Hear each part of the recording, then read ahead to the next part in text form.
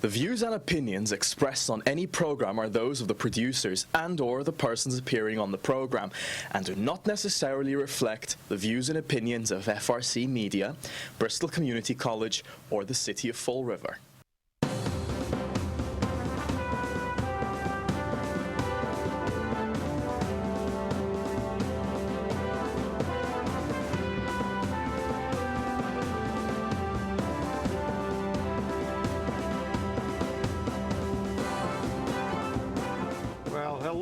Welcome to Spindle City Straight Talk. I'm Chip. And I'm CJ. And it's Monday. And it's fun. And we had a great weekend. Yes, we did. And right now, we're running on an automated system today, so we're testing this out. So if there are any screw-ups, we can blame the tech guy. Or ISIS. Or ISIS. But it's going to be very interesting. Right off the bat, for those of you who read the Weekend Flush, the weekly column that comes out by myself, we talked about local media and the big mess going on right now. You know, when we present facts here on Spindle City Straight Talk, we make them very clear to everyone and we back them up. We do our research. We don't present the propaganda that makes city look very good, very bad, or indifferent. And we don't list things as ranking well. I can't rank Fall River as anything except in trouble. Except rank. But, you know, when the local media ignores the fact that there are 5 candidates for mayor on an ethnic channel, when they don't address all the issues, where they allow specific candidates to run ramp on the airwaves and they don't give the equal time necessary by the federal regulations to those other candidates because they either haven't asked for it or they don't care, that denies you your rights as the public to know what's going on. So remember that when you hear someone talking on the radio or on TV or publishing an article in the paper that, is this all the facts? And if you want us to investigate it, let us know, because guess what? We're standing by to dig into more than other people want us to. But interestingly enough, that leads us into this. The Fall River ranking well in Fall River with their tax rate. Joe Good wrote an article this weekend which was laughable at best. And I have to say, it didn't take me more than 5 minutes, and I was on the phone with Chip while I was doing it, to get the data that's necessary. So you have a true picture of what Fall River's ranking well is. Fall River, our residential tax rate is $13.08 per thousand. We have no exemptions. We don't get any breaks unless you're a senior surviving family member of a firefighter or police officer who died in the line of duty.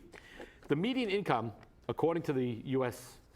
Department of Census, is $32,209. Now remember, the median income is an aggregate collection of all the incomes in Fall River. So the guy who's making less than $15,000 a year to the guy who's making $158,000 a year. I wonder who that is. They're all put together and they come with a median income. They average it out. Well, if you base our tax rate at $13.08 per thousand with a median income of $32,209, that gives you a tax percentage to your income of 40.609%. And that's if you earn the median income. All right, CJ, I got to interrupt here. Go ahead. Way too many numbers here. We're going to confuse everybody, and that's what the Herald News is attempting to do. That's what I was trying to do here. The propaganda machine is attempting to bury the public in comparison data, which is irrelevant. The fact is, this is the reality. They talk about a number when the number suits them, but that number has an effect when you look at it in its ratio to the income of the people who pay. Basic economics say you charge what the market will bear. Well, the fact is that, you know, and I know you're going to go over Boston and Quincy, but the reality is I've been giving these statistics for 2 years in front of the council. The fact is that Fall River has the second lowest household median income of any city of our size in the Commonwealth. And, you know, and they don't give any breaks to the residents. The bottom line is, listen, this is all propaganda. You got to remember one thing about the Herald News, and they call themselves professional reporters. Well, professional reporters are supposed to do their due diligence and put things in a proper context so people will get the true picture. Well, the true picture is if you have $2 and they're charging $8 for a hamburger, you can't afford the hamburger. And if your tax rate is $13 per thousand and you have one of the lowest household median incomes in the state, that is a very high tax rate for you. And that's not even factoring in the fees and all the other costs that we have. The reality is, listen, did she mention Swansea and Westport? No. No, it's good because these are the stats for Swansea, because this is where all the people who left Fall River, by the way, went. And this is from, I'm not going to be like the Herald News. I'm not going to use my own numbers and try to make them work for me. This came from, because places like Swansea, Westport, and Somerset are not on the U.S. Census Bureau. They're too small. They don't deal with those facts when you go to Quick Facts on U.S. Census Bureau. This is from citydata.com. So you can go to citydata.com on your computer and check these numbers. The average median household income in Swansea is $69,441, which is more than the state average of $66,000. The Westport median household income is $76,614, and the average household income in Somerset is $73,053. The average income on city data, that's double what Fall River's. Every single one of those is more than double the average household median income. And the fact is, the two cities closest in population to Fall River, of the 10 cities of our size, Newton and Cambridge, both have lower tax rates than Fall River.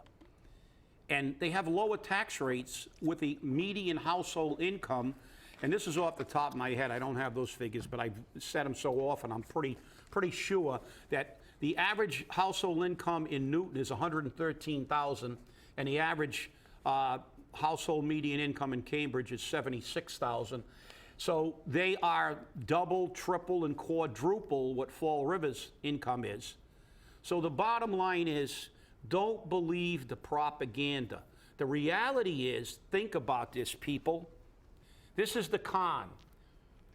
Incumbent politicians take campaign ads, and they have the largest campaign war chests. So the media, especially the sterile news, always has given way to the propaganda for incumbents. You saw how long it took them to begin to really look closely at Will Flanagan. Now we see it again when they're trying to do this. You know, this whole tax rate, big serial editorials about let's really look at Fall River is not. It's let's really misrepresent what Fall River really is and continue the BS for the campaign season. It's just like our mayor and the sellout three. What did they do this weekend? Nobody could find the mayor for his entire term. Nobody could find him in City Hall. Now he's everywhere. He's ubiquitous. It's like, you know, have a basketball game, hit a tennis ball, open an envelope, Sam's there. Sam's there. It's campaign season. It's an insult to your intelligence, people. They're trying to buy you. This weekend, where did they have the hot dog? Right at one of the most friendly neighborhood associations that the mayor has. The man who worried about Stop and Shop and said, whoa, do you complain when they raise the price of milk at Stop and Shop? Well, I don't buy milk at Stop and Shop if they raise the price. I go somewhere else, as we said before. But, well, one councilor bought the hot dogs. The other councilor bought the buns. The other councilor bought the chips. And the mayor brought the BS to pile on top for a condiment. And the fact is, here we go again. Chow mein sandwiches, ham and bean dinners, hot free hot dog, well, not even free, they asked for a donation, and half the people couldn't afford them. You know something? Wake up. Wake up. These politicians, I am so angry, especially with two of these politicians, and I'll name them. Linda Pereira and Ray Mitchell both went to numerous retirees meetings. They stood there while they watched people with very low fixed incomes on retirement literally be reduced to tears because they couldn't afford their medications, they couldn't afford to pay for their houses, and yet now they ignore that fact. It's like, as a matter of fact, I think the Herald News reporter actually said, we don't really have that many poor people in Fall River. Right. I don't know how far her head is up her derriere, but she doesn't live in the Fall River I do, because I see a lot of poor people. And I get calls every single day from people on fixed incomes complaining that they can't afford what this city has done to them for their medical costs, for their taxes, and they're losing their houses. The reality is, why don't we do a study on how many homes are owned by retirees on fixed incomes?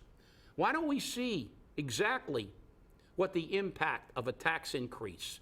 I'm sick and tired of watching Lou Pacheco be cavalier about the fact that the hell with them, let them eat cake. You know, we have a No, that wasn't his statement. I think it was more along the lines of they're too cheap to spend $5. Well, yeah, no, it's like, I'm not going to give my people a pay cut while they're too cheap to pay $5 from the man who won't live in this city. Exactly. And this is it. This is campaign season, and it's only going to get worse. So I'm going to begin the campaign season with a very, very simple message. Don't believe the bullshit. You couldn't find the mayor for the last 8 months. Now you can find him. You didn't get a hot dog the day after he got sworn in, and you didn't get a chow mein sandwich. Let's not make that what you vote for.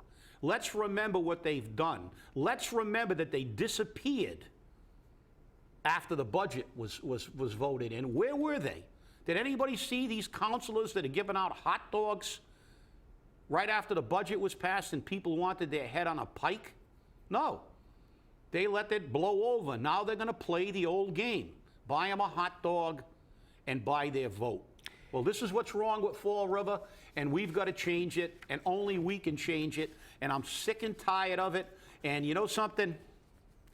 To me, it's obscene, and it's more obscene, especially by the two councilors who attended those meetings. They saw firsthand. There were 250 retirees at the Liberal Club at one meeting, and one of the women got up and said she worked for the school department for over 50 years, and she was living like on $12,000 or $14,000 a year. And she was literally reduced to tears. She went in front of the council and broke down in front of the city council. And I'm calling you all out. You're a disgrace. You don't represent the people. You don't care about the people. And by ignoring the fact that we have poor people, you don't belong in those chairs. And I don't care and stop voting for people because they're your neighbor, or because you knew them, or because they've been in that seat for 20 years. The only way we're going to have effective government is put people in there who will have a government that represents us. We can't have a government of the people and by the people and for the people unless we have people in those seats who actually know what the people are. This city is not Cambridge. It is not Newton. It is not Boston. But in those cities, and CJ, I'll segue over to CJ, because CJ's going to tell you the kind of tax breaks and the breaks they get in these communities that are far more affluent. People have far more money, and that's the reason they have far more business, because people in those communities have money, and the governments in those communities understand that they have an obligation to try to give some relief to the taxpayer. CJ? Well, you know, Chip, I'm glad you bring that up because, again, we look at the fact that Fall River, on the median income, about 41% of your income goes to just pay local property tax. That doesn't include bag fees, sanitation fees, CSO fees, or anything else. Now, in New Bedford, it's 44.1%. but they don't have to pay bag fees. They don't have to pay sanitation fees. They don't have to pay a CSO fee. So there is a big difference. But let's go to Cambridge. Cambridge is a community. They're a major university community. They have Harvard, MIT. So their population is transient. Most of those people are either boarders at the college or renting. But their property tax rate is 10.4% of the median income. 10.4%. But now you really want to get slapped in the face? They get a property tax exemption if you live in the property of $259,000. Imagine that. The first $259,000 you don't pay a dime in taxes on. That's amazing. Well, nobody paid taxes in Fall River. Nobody paid taxes in Fall River, true. Boston does it a little differently. Now in Boston, their percentage is 22.6% of income. Okay, and when you consider Boston, it's kind of large. They have a lot more expenses. But Boston gives the property tax exemption at $1,763.84 off the taxes, not off the property value. So $1,700 is in your pocket, Chip. Wouldn't you like that in Fall River? Well, you know, CJ, you're right. And see, this is the thing. And let's go back to a quick number, though. Our tax rate is 13. The tax rate in Cambridge, which is our size, by the way. That's right. Which is our size. It's one of the cities in our universe, and our tax rate is 13. So where Joe Good says we're doing well, I don't understand that, because Cambridge, where the median income is $75,000, which is more than double, it's like 2.5 times what the median income is Fall River. Here's the thing. And they get an exemption. So, you know, this again shows how, you know, figures don't lie, but liars can figure. The reality is, this is election season. They are going to do everything they can to manipulate the truth, to tell you half-truths, to give you misinformation, and hope it's not corrected. But that's why we're going to be here. Because I'll tell you what, these are the numbers. I told you, you don't believe my numbers, go to citydata.com, go to the United States Census Bureau. Our figures are there. I don't make these things up. We don't make these things up. You know, these are facts. And when we have a mayor, I think, CJ, you related a story to me that you had a retiree go up and say, because you people aren't paying the retirement system on time, we're not going to get our checks. Yes. And the mayor said, that is not true. Of course she's going to say that. But again, that's a half-truth. You're right. They are going to get their retirement checks. But somewhere down the line, they may not get their retirement checks. Or active employees today may not have a retirement system. Why? Because the city of Fall River fails to pay its obligation. It made a contract with these people when they were employees and put in 30 and 40 years of their lives working for the city. They worked and they earned that pension. But when the city doesn't pay their fair share, doesn't pay on time, or doesn't pay at all, and raids a pension system, what happens is the unfunded liability ultimately gets so big that before one of these days, the pension system in this state may collapse. And what a lot of people don't realize is when this pension system was developed, and I was very friendly with one of the individuals who was the architect of the pension system. His name was John Jennings. He was the chairman of the retirement board in Boston. He was also an international trustee in the Firefighters Union. Very good friend of mine, brilliant guy. What a lot of people don't realize is the way that system was created, the pension system was supposed to be fully funded by 2010.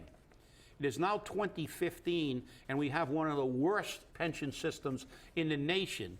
Why? Not because the pension system is screwed up, because governments raided the pension system all these years. Since the beginning of this pension system, they've used it to steal money to run their cities and towns, and they continue to do this.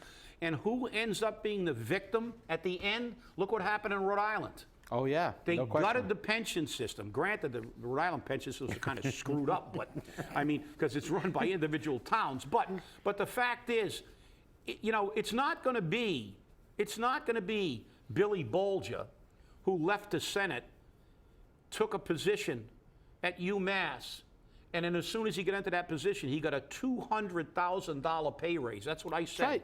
$200,000 a year. Hey, we have a added mayor to that his did that. salary. We have a That's mayor right. who did that. That's exactly. And one of our former mayors is now making about almost $300,000. So now when he retired, he's getting about $250,000 for a pension, $250,000. So if they cut the pension system, they might cut him to a paltry maybe $175,000. But this is the problem. Can't live on that. I can't. They continue to steal, abuse, and then at the end, we're the victims. Like the healthcare in the city of Fall River. We've run under budget for years. And what did they do? They changed the healthcare to take more money out of our pocket. We weren't rewarded for doing a good job and maintaining cost containment. No, we were penalized, just as you are in a pension system. Stop these bandits, these thieves that call themselves your friend from doing this. You've got to stop. We've got to change this. We've got to get rid of this mayor, and we've got to get rid of this council, period. You know, Chip, you brought up Cambridge a little while ago, and you're right. It's time for the entire council to go. But one of the things about Cambridge, which kind of parallels Fall River in a great number of ways, is they have a huge amount of nonprofit individuals, companies. MIT, Harvard, they are huge property owners in Cambridge. Hospitals, they don't pay taxes. Yeah, but what do they pay in Cambridge? You know? Huh? What do they pay? Yeah, exactly. You know, and the thing is that on average, you're looking at a 10.5, 10.6% tax to income ratio across the state. Some are a little higher, like Quincy, which is in the 20s, but there aren't too many which are above 25, except for Fall River and New Bedford. So again, we're striving for the top. We're striving for the top. And by the way, we did make the top finally. New Bedford came down in their crime ratings. They are now below Fall River. Wonderful. We're always in first place on the bad things. We got to make it. We got to make it right. But in Cambridge, they do pay fees. Pay in lieu of taxes. Right. Yeah, in lieu of taxes, which of course that's never going to happen in Fall River because the nonprofit hospital whose board of directors makes $100,000 plus for showing up once or twice, a year maybe or once a month. They're all political players. The people on the board are all political players. Right. Because I've done a lot of reflecting. We don't have a monarchy anymore. We have an oligarchy. Yes, definitely. No question about it. It's no longer a monarchy. Yeah. It's an oligarchy. Yep. Because we have a few people, and they are the rich and the political machine who really run this city. Mm-hmm. And that's got to change because the fact is that, listen, Cambridge is a classic example. But actually, we had one of our viewers, and CJ, I think we should probably put that on the website if it's not on there already. We had one of our viewers that when we started running all these statistics and I began to talk about our tax rate has to be looked at in relation to the income. Yes. Because as I said, nothing is an accurate indicator unless it is correlated to what it affects. The price of a hamburger is relative. The price of a hamburger to a guy with $1,000 in his wallet, a $9 hamburger is nothing. A $9 hamburger to somebody with $2 in their wallet it's what the market can bear. So when Joe Good starts spouting on how good we're doing, no one will do the ratio. But one of our viewers, when I made that assertion before the council and on our show, he does this, I guess, for a living. Yes. And not because he's our friend, but he ended up becoming one of our friends. He was a viewer, but he tested us. And he did a study. And he did the numbers. And he sent us an email and said, you know something? You guys are right. Yep. And he even sent us the printouts and the graphs and everything to prove it. And CJ, we can put that on our site. Yep. And you guys can look because you know something? That's the reality. Don't listen to the bullshit. I'm tired of it. I'm really tired of it. And the fact is that what they're trying to do is they're putting up a smoke screen because what they're going to do now is Fall River's not that bad. People pay more. We rank well. We rank well. Rank well. Yeah, we well crap. I'm going to tell you about the only place worse than us is Lawrence. And Lawrence is the only city in the state that has a higher percentage of people below the poverty level than Fall River. Fall River is 23.3. Lawrence is up around 24 and change. And ironically enough, Boston, which is a very large city, obviously over 600,000 people, right. They actually have a poverty rate of 21%. That's a pretty high poverty rate. Yes. But of course, larger cities tend to have, But they have the lowest tax rate. but they have a low well, they're trying to help. Well, what a novel idea. Try to help the low-income people by having low tax rates. Are you crazy? Yeah, we are crazy. Do you study Keynesian economics? Yeah, Keynesian. We have one of our candidates that likes Keynesian economics, which basically, in case you don't know it, I'm a big fan of Milton Friedman, but Keynesian economics is a form of economics that really believes in the government intervening in the economy, which we found out what governments can do. Just look at our deficit. Look at the cities and towns. Look at our states, and look at the mess they've made. Because, as Milton Friedman said, not Keynes from Keynesian economics. If you give the government the Sahara Desert, they'll run out of sand in 5 years. You know something? The last thing we need involved in our economy is the government at any level. And with that, we're gonna begin to wrap up the show today. But the fact is that, listen, the bottom line is, the season of bull is upon us. It's election time. And when you see one of the sitting city councilors that voted for the budget, give them a couple of little short shots like this. Maybe you'll knock the truth out of them or some sense into their head. Go ahead, I'll CJ. tell you, Close Chip, it up. I'll tell you, Chip, this has been a great show. And I want to give a thumbs up and a great big shout out to the Niagara Neighborhood Association for what they did on Saturday. Those kids couldn't afford to have any snacks or anything, and they gave them out for free. And on top of that, they gave all those kids light sticks and toys and everything. But I think closing that night was the mayor and Nick Camara bringing up a basketball game with a bunch of the neighborhood children, and that was a great plus. Yeah, I watched him. He stinks. For the neighborhood. But I was still offended. Nick Camara would not say hello to me. Well, what I'm more offended at is the mayor's playing basketball and giving tennis clinics, and he's not sitting in his office trying to fix this city. No, he And has his it's press camp- conferences and at the Cherry Webb building. And where his real office is. And you know something? That's your job. If you didn't want it, and don't tell me about your pay cut, because I'm checking to see if you're retired. And if you're collecting your retirement of over $100,000 and you're taking your mayor's salary, you're making a hell of a lot more than you were making even as DA, and you didn't take a pay cut, you changed jobs. So stop throwing it and start doing your job, because you're not going to be there much longer if I've got anything to do with it. Well, I think we're going to be wrapping this puppy up shortly. And, thanks for watching. We have a great time here on Spindle City Straight Talk. We look to you for our tips and for our information. And without that, we can't do this show. Visit us on Facebook at South Coast Media and Spindle City Straight Talk. And, hey, political candidates, wake up. You have the option of getting your statements out there unedited, and the voter wants to read them, and we want to publish them. So make sure you know. And remember, we have the stats. If we need any help over at the Herald News, give us a phone call. We'll show you what the real world is all about. That's right. And remember what Sir Edmund Burke said in about 1785. When good men do nothing, evil prevails. This is true. Thanks for watching. You have a great day, and we'll see you on Wednesday. Stay angry.